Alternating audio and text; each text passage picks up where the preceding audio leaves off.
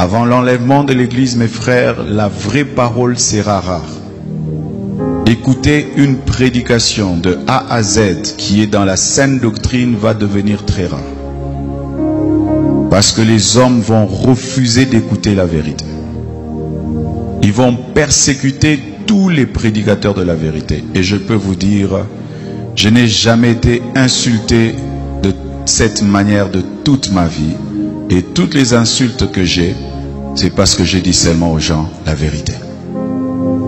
Ils aiment quand tu leur parles du mariage. Ils aiment quand tu leur parles de bénédiction. Mais quand tu touches à ce qui est essentiel, qui doit les amener à la repentance, à revoir leur vie, les hommes de ce siècle ne veulent plus. Ils choisissent même les églises en fonction de cela. Je ne prie pas dans cette église-là, ce pasteur est dur. Je ne prie pas dans cette église-là, ce pasteur-là veut changer les gens. Enyo mi dak bene mau de ei toheata. Nous remercions l'Éternel Dieu pour ce moment-ci. Akpe beda mau de mo beda gapopo ya mea mia anotefe ya alumia no tele adi. Nous remercions l'Éternel Dieu de ce qu'il a permis pour que nous soyons sur cette télévision en ce moment. Mio kata minya be gapopo ya mia be pastor akwete ipe eyiye. Nous le savons tous que ce temps appartient à notre pasteur à côté. Kakele hahavido ta ede mo beda mia anoitefe et D'un empêchement, il nous a permis de le remplacer. Alors nous remercions Dieu pour cette opportunité donnée. Et nous vous prierons de bien vouloir faire un avec nous, vous qui faites un d'habitude avec le pasteur à côté. Pour que nous partagions ensemble la parole de Dieu. Que oyona nyentobera pasteur Kumebio Koku. On m'appelle le serviteur pasteur Kumebio Koku. Et novi lakberentinye le gbeagomede de mea. Ifon kwenye bodonu boga kosivi. Et votre interprète est votre frère Kosivi Boga Kodun. Akpene maude miapa gbeta. Nous remercions Dieu pour votre vie. Micho hanopo edimi dankono beda Bibla Hame et le Dabara Kondi Golivi Popea. Et nous venons d'une église appelée Église Baptiste Biblique Calvaire et 6 à Dabarakondi à côté du petit poteau.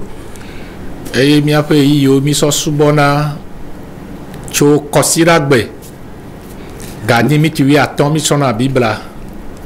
Et nos temps d'adoration, c'est-à-dire les dimanches, et nous adorons à partir de 8h30. Et cho gasi de kemo ya subo aglo ase maunya bla subo mawa eyinaji. Et à partir de 9h, nous commençons le culte vivement dit. Et ne mort de moi mi pada gawi de kelofo. Et vers 11h, nous finissons le culte. Wa mi pemi mi ameyo le dakpa me atiegu mtua me kwa mi atem a de kakle mi fa. Alors nous vous invitons la population d'Atiegu, d'Arapame de faire un avec nous dans notre adoration. Et merci de ce que vous connaissez depuis les temps du pasteur à côté. Alors nous allons entamer le sujet d'aujourd'hui.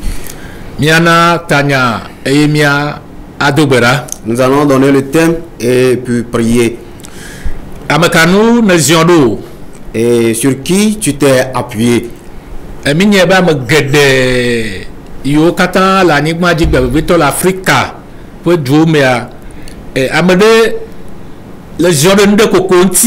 Nous savons tous que au Togo, en Afrique et un peu partout dans le monde, chacun de nous s'est appuyé sur quelque chose ou sur quelqu'un.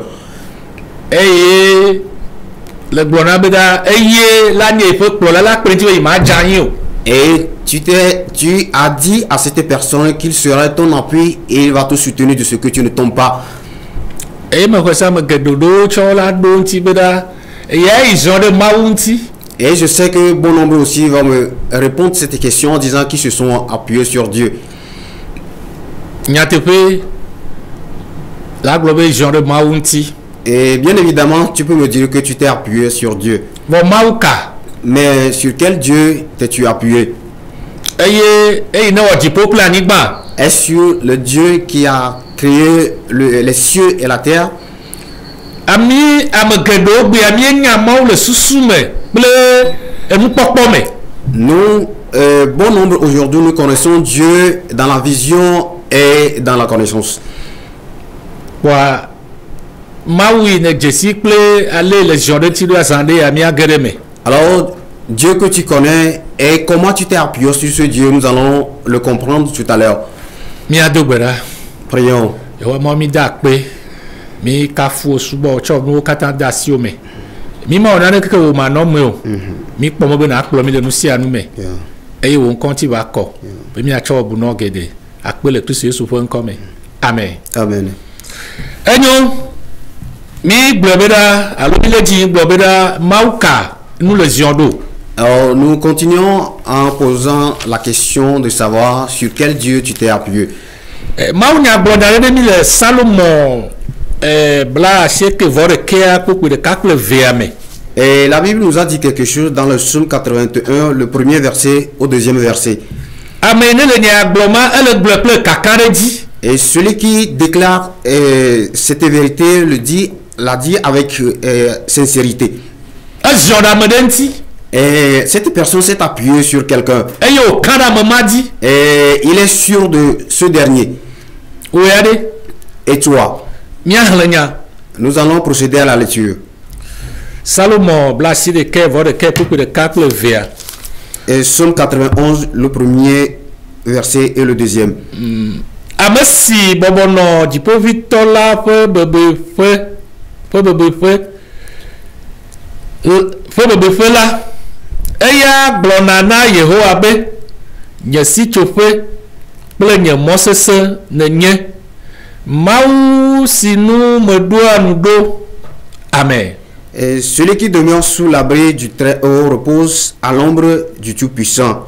Je dis à l'Éternel, mon refuge et ma forteresse, mon Dieu en qui je me confie. Amen. Amen.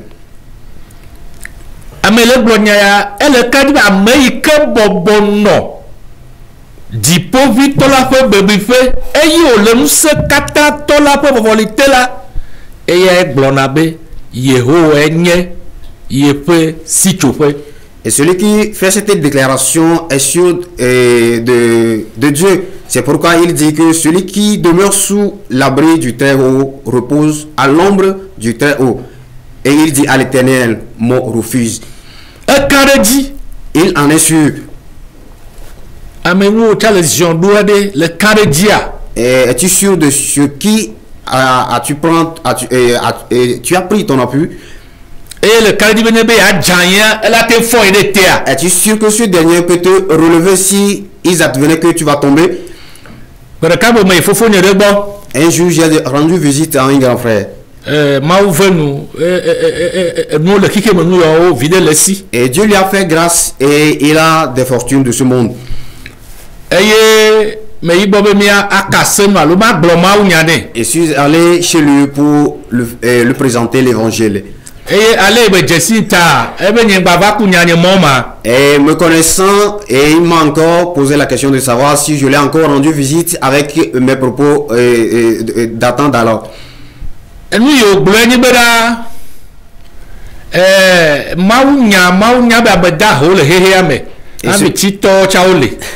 Ce qu'il m'a dit est que Dieu est conscient de la présence des pauvres et des riches dans ce monde.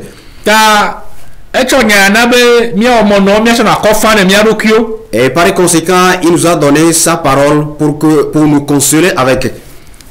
Amen. Amen. Et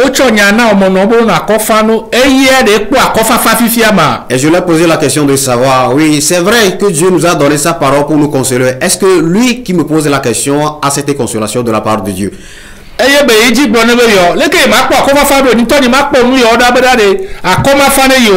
il me pose la question de savoir pourquoi ne serais-je pas consolé par la parole de Dieu, parce que voyez comment Dieu m'a accordé les bénédictions de ce monde. Et je lui ai dit, mon grand frère, tu m'as trompé. C'est ce que disent les gens aujourd'hui.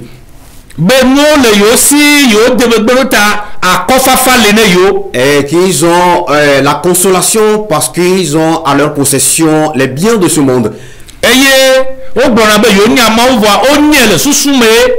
ils prétendent connaître Dieu, mais ils le connaissent de façon intellectuelle. Et ils connaissent Dieu dans leur parler. Mais Dieu ne les connaît pas.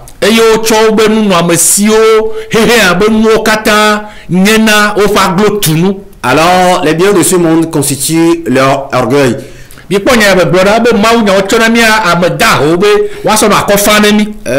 Entendez ce que mon grand frère m'a dit, que Dieu nous a donné sa parole pour consoler nous les misérables. Est-ce que ce propos de mon grand frère s'est avéré? Non.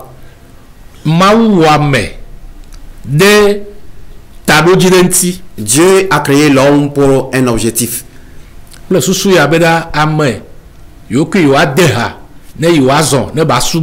Et avec cet objectif que l'homme marche avec lui, son créateur, pour qu'ils communient ensemble.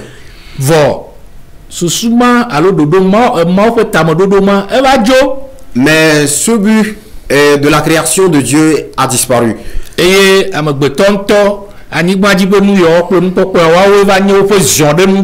Alors aujourd'hui l'humanité a pris son appui sur les conforts de ce monde.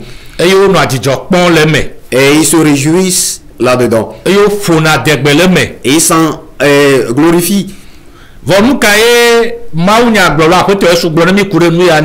Alors qu'est-ce que Dieu nous a dit, ou bien qu'est-ce que le Seigneur Jésus nous a dit par rapport à ces choses?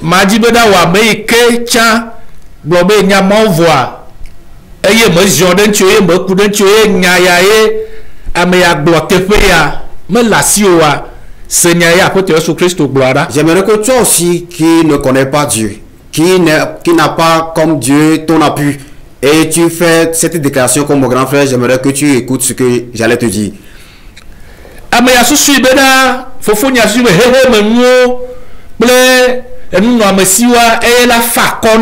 Mon grand frère croit que c'est les conforts de ce monde qui vont le consoler.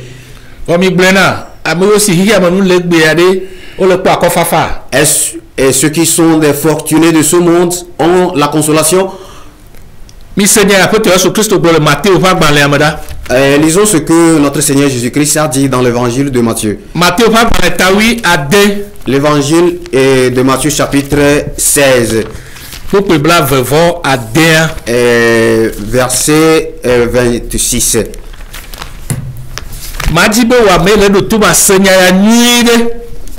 Et j'aimerais que toi qui m'entends de prêter attention pour bien comprendre ce que je vais vous lire. Je sais que tu as des choses. Et tu as pris ton appui sur ces choses-là.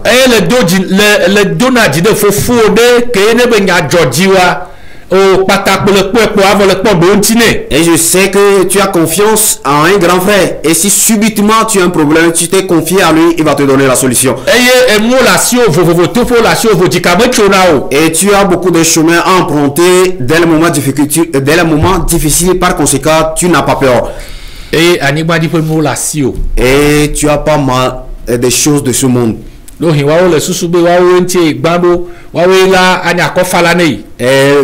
Peut-être que tu t'es appuyé sur ces choses pensant qu'ils vont te donner la paix de ce monde, bien la consolation.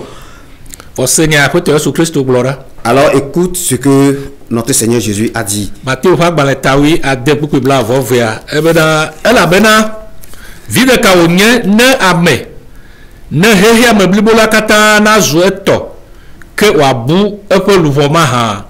alo nuka amegbeto acho ana aga ho epe luvon maha. Et il a dit, et que servirait-il à un homme de gagner tout le monde s'il perdait son âme, ou que donnerait un homme en échange de son âme? Amen. Amen. Après sur le nya blanc, na epe nya selao. C'est le Seigneur Jésus qui dit ceci à son auditeur.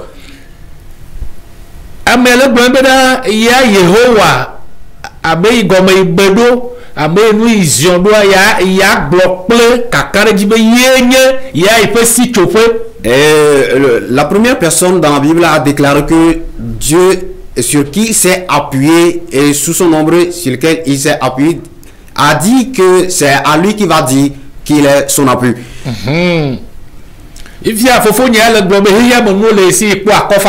Alors mon grand frère lui prétend avoir à sa possession les biens de ce monde, par conséquent il a de la consolation. Jésus Christ le vide cabagne et nous si ami la liba ya la sumia si vomia pas me ame et yo baba ame enye louvoa ba do abouma. Alors Christ nous pose la question ici de savoir que servirait-il à un homme de gagner le monde entier et s'il perdait son âme, si l'homme qu'on avait appelé le Dieu, c'est-à-dire l'être, l'âme qui est en nous, si cet homme perdait cette âme-là. Dieu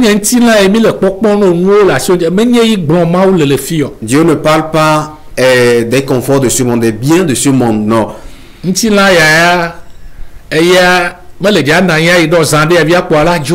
Alors, cette chair, le corps dans lequel se trouve l'âme ne va pas perdurer sur cette terre. Bientôt, ce corps va partir.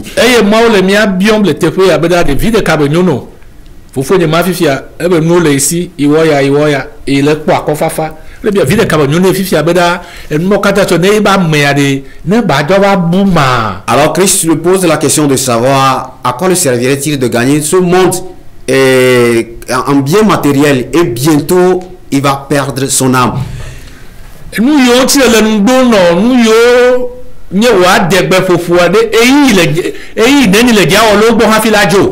Les choses en qui tu te confies et qui constituent ta gloire, combien de temps fais-tu auprès de ces choses avant de quitter ce monde?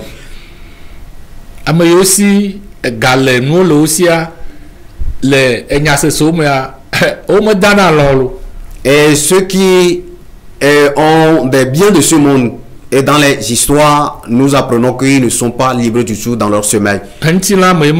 Et ça, c'est physique.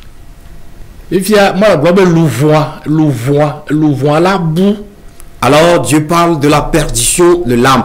Qu'est-ce que Dieu voudra concrètement dire dans ce passage?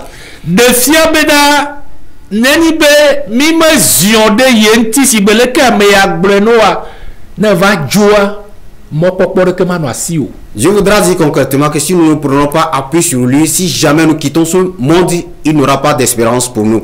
C'est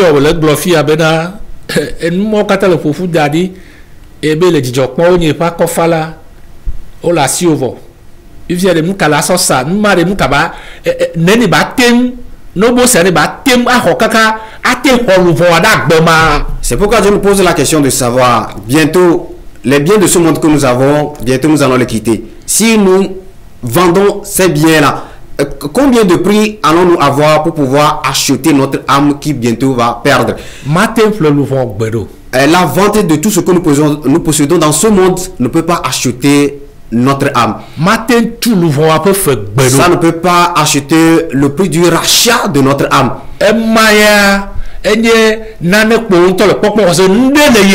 Et ces choses constituent des choses que toi-même tu prétends avoir comme des choses d'important. Peut-être ces choses te réjouissent. C'est bon.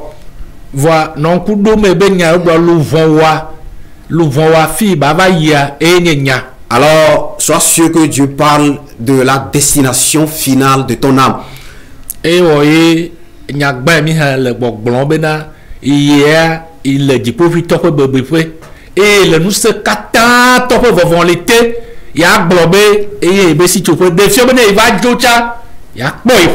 C'est pourquoi le premier passage que nous avons lu, celui qui faisait cette déclaration disait que lui, il est sous l'ombre du terreau. C'est pourquoi il dit qu'il s'est confié à lui, il est constitué son refuge. Même s'il quittait ce monde, son âme trouvera refuge chez lui.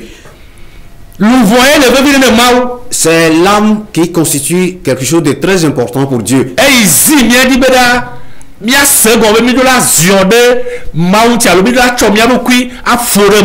C'est ce qui fait que nous sommes censés trouver refuge en Dieu. À défaut de cela, nous n'avons rien du tout fait. Les gens frappent de poitrine aujourd'hui. Qu'ils sont les tout-puissants. Qu'ils sont des vaillants. Qu'est-ce qui cache derrière sa vaillance? Les biens de ce monde. Il s'est appuyé sur un grand homme. L'Éternel Dieu nous pose la question de savoir à quoi bon d'avoir toutes ces choses à sa disposition et de perdre son âme. Et c'est bon d'avoir ces choses-là dans notre vie, mais il n'est pas convenable de connaître Dieu intellectuellement. Nous devons prendre appui sur le très haut pour ne pas perdre notre âme. Pour que notre âme soit à Dieu. Pour que si notre âme quitte cet état, qu'elle aille là où on l'a préparé pour lui. Les gens peuvent poser la question de savoir, ne serait-il pas fini si notre âme quittait ce monde? L'arrêt de notre vie sur terre ne constitue pas la fin de notre existence. Et on nous change d'habitation. Moi que vous voyez à cet endroit maintenant, si l'être qui est en moi me quitte, vous n'allez plus pouvoir m'entendre. Vous pouvez observer mon physique, c'est-à-dire mon corps. Mais quand vous l'appelez, il ne peut plus vous répondre. Quand vous le touchez, il ne peut pas faire de mouvement. Et ce qui voudra dire que l'être l'a quitté. Où va cet être?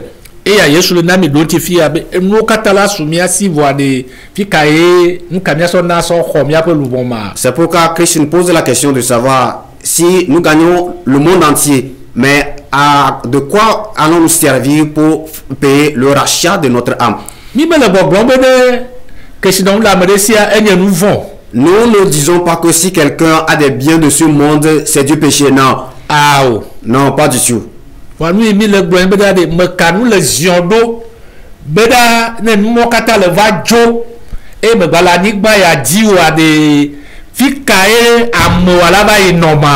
nous parlons de la destination finale de notre âme. Si jamais tu quittais ta possession de ce monde qui te donne les conforts plutôt de ce monde, si jamais tu les quittais, où ira ton âme? C'est la question que nous sommes en train de poser. C'est l'âme qui compte pour Dieu.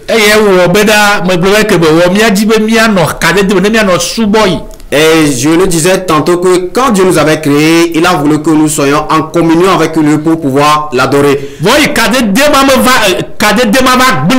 Mais quand cette communion a été corrompue, Dieu nous a pas laissé tomber. Il a voulu renouer cette communion avec nous. Si Dieu le permet, la prochaine fois que nous allons nous retrouver, nous allons continuer la façon dont Dieu a renoué cette communion avec l'humanité. Nous allons procéder à une seconde lecture dans le livre de Luc.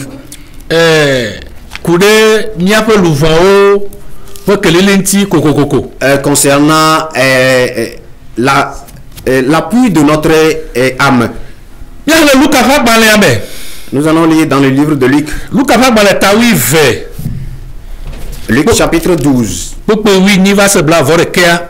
versets 18 à 21. Mia le tata pour mia pays anti. Eye o blo bena. Esi amawo. Ma munye avao eye matugao. Eye afima ma fonye nu kuo ple nye nu nyo nu fudo. Eye ma blo na nye luvon bena. Luvon ekpo nu nui gede siwo na jrado. Hena efegede. Bodeme. Dunu nonu dina jowo que mau blonné bena amechi bome zansi ameke wa bia wa gbele asi ome que nous si on ne drado la amekato wa zuma ha ale amesi le numio drado na edokui eye que sinon nous mele esi le mau gomo la le nyesi.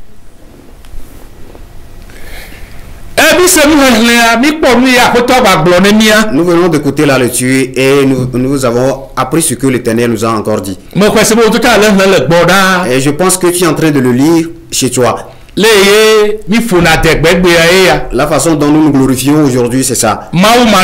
Et sans Dieu, sans Christ, et nous frappons la poitrine disant que c'est nous.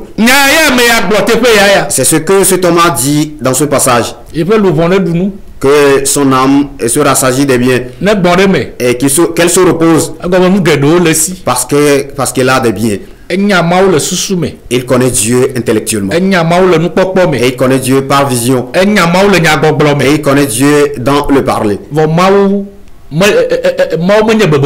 Mais Dieu ne constitue pas son refuge. Et la voix lui a été donnée disant homme insensé. Les choses que tu as amassées et qui te donnent gloire, quand tu mourrais, et à qui reviendra-t-il ces choses? Et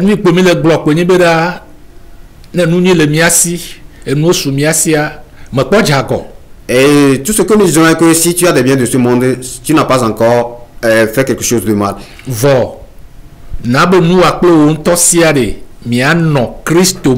Il faudrait que tes biens et ta personne vous ayez comme refuge notre Seigneur Jésus-Christ. Ne connais pas Dieu intellectuellement. Ne connais pas Dieu seulement dans tes propos.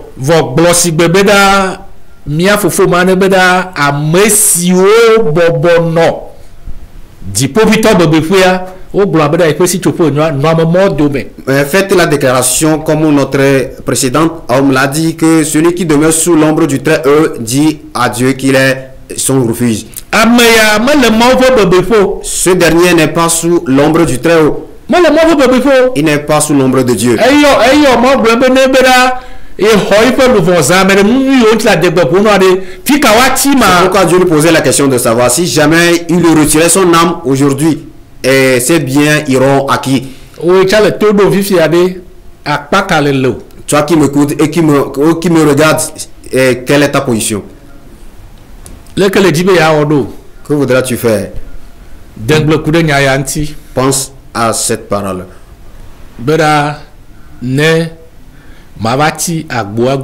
Pour que tu ne restes pas derrière la porte. Que Dieu te bénisse. La prochaine fois, nous allons parfaire ce que nous avons entamé aujourd'hui. Que Dieu te bénisse énormément. Et nous allons donner notre adresse et puis nous allons quitter. 90 et 90 68 68 83 83 58 58. Que Dieu te bénisse. Si Jésus tardait à venir, la prochaine fois on va se retrouver. Amen. Amen. Je préfère prier dans telle église, ce pasteur nous motive. La parole va être rare. Rarement pour les enfants de Dieu. Les vrais enfants de Dieu chercheront à écouter la vraie parole. Elle va devenir rare. Que Dieu te fasse grâce, toi qui enseignes, d'être parmi les raretés les personnes dans lesquelles on trouvera encore l'évangile pur. Il y aura des églises, mais sans la parole de Dieu. Et les enfants de Dieu iront et resteront à leur fin. C'est vrai, j'ai entendu quelqu'un parler, mais il n'a pas parlé de la part de Dieu. Il a ouvert la Bible, mais il n'a pas parlé de la Bible. Ce phénomène va y aller croissant. Des gens qui ouvriront la Bible sans parler de la Bible. Des gens qui parleront de Jésus sans parler de Jésus. Des gens qui commenceront des églises, mais pas pour dire la vérité.